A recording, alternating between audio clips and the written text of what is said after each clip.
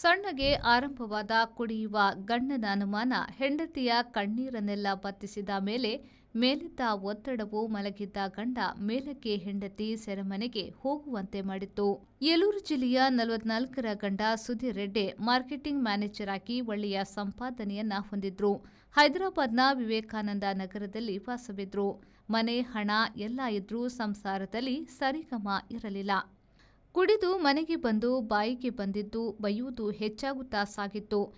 ಹೆಂಡತಿಗೆ ಅಳುವುದು ಬಿಟ್ಟು ಬೇರೇನೂ ಇರಲಿಲ್ಲ. ಪೆಟ್ಟು ಗಿಟ್ಟು ಇಲ್ಲ, ಬರೀ ಮಾತಿನ ಪೆಟ್ಟು. ಅದು ಗಂಡ ಹೆಂಡತಿಯ ಮೇಲೆ ಅನುಮಾನ ಪಟ್ಟು ಮಾತನಾಡತೊಡಗಿದ. ಇದರಿಂದ ಮಡದಿ ಜ್ಞಾನಪ್ರಸನ್ನರ ಒಳದುಗುಡ ಕಣ್ಣೀರು ಮತ್ತಷ್ಟು ಅಧಿಕವಾಯಿತು.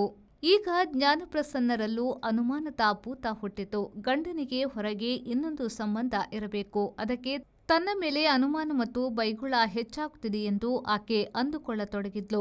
4 ದಿನಗಳ ಹಿಂದೆ ಮಿದುಳಿನವರೆಗೆ ಕುಡಿದು ಬಂದು ಸುಧೀರ್ ರೆಡ್ಡಿ ಹೆಂಡತಿಯ ಶೀಲ ಶಂಕಿಸಿ ಬೈದ. ಜ್ಞಾನಪ್ರಸನ್ನ ಅಳತೊಡಗಿದ್ಲು. ಕಣ್ಣೀರು ಬರಿದಾಕಿ ಮಾನಸಿಕ ಒತ್ತಡ ಹೆಚ್ಚಾಯಿತು. ಇನ್ನು ಸಾಯುವುದೆಂದು ತೀರ್ಮಾನಿಸಿದ್ಲು.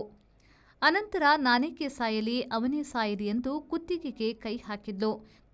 ಕುಡಿದು ಬಿದ್ದಿದ್ದ ಸುಧೀರ್ ರೆಡ್ಡಿ ಕಣ್ಣು ಬಿಡದೇನೆ ಕಾಯಂ ಕಣ್ಣು ಮುಚ್ಚಿಕೊಂಡ.